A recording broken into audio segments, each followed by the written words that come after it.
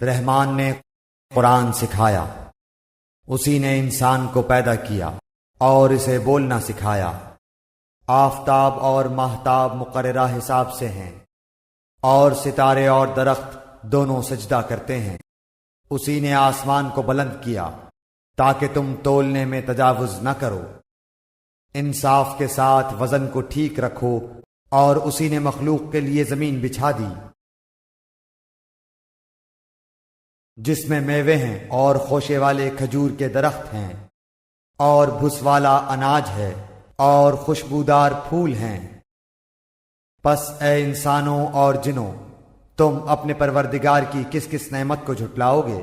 اس نے انسان کو بجنے والی مٹی سے پیدا کیا جو ٹھیکری کی طرح تھی، اور جنات کو آگ کے شعلے سے پیدا کیا۔ پس تم اپنے رب کی کس کس نعمت کو جھٹلاؤ گے؟ وہ رب ہے دونوں مشرقوں اور دونوں مغربوں کا۔ تو اے جنوں اور انسانوں، تم اپنے رب کی کس کس نعمت کو جھٹلاؤ گے؟ اس نے 2 دریا جاری کر دیے جو ایک دوسرے سے مل جاتے ہیں، ان دونوں میں سے ایک آڑ ہے کہ اس سے بڑھ نہیں سکتے۔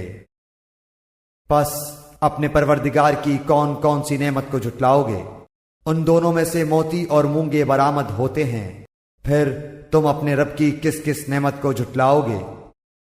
اور اللہ ہی کی ملکیت میں ہیں وہ جہاز جو سمندروں میں پہاڑ کی طرح بلند چل پھر رہے ہیں۔ پس اے انسانوں اور جنوں، تم اپنے رب کی کس کس نعمت کو جھٹلاؤ گے؟ زمین پر جو ہیں سب فنا ہونے والے ہیں، صرف تیرے رب کی ذات جو عظمت اور عزت والی ہے باقی رہ جائے۔ پھر تم اپنے رب کی کس کس نعمت کو جھٹلاؤ گے؟ سب آسمان و زمین والے اسی سے مانگتے ہیں، ہر روز وہ ایک شان میں ہے۔ پھر تم اپنے رب کی کس کس نعمت کو جھٹلاؤ گے؟ جنوں اور انسانوں کے گروہوں، ان قریب ہم تمہاری طرف پوری طرح متوجہ ہو جائیں گے۔ پھر تم اپنے رب کی کس کس نعمت کو جھٹلاؤ گے؟ اے گروہ جنات و انسان، اگر تم میں آسمانوں اور زمین کے کناروں سے باہر نکل جانے کی طاقت ہے تو نکل بھاگو، بغیر غلبہ اور طاقت کے تم نہیں نکل سکتے۔ پھر اپنے رب کی کس کس نعمت کو جھٹلاؤ گے؟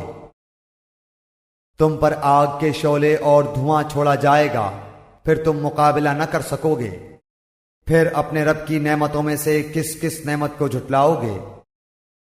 پس جب کہ آسمان پھٹ کر سرخ ہو جائے جیسے کہ سرخ چمڑا، پس تم اپنے رب کی کس کس نعمت کو جھٹلاؤ گے؟ اس دن کسی انسان اور کسی جن سے اس کے گناہوں کی پرسش نہ کی جائے گی۔ پس تم اپنے رب کی کس کس نعمت کو جھٹلاؤ گے؟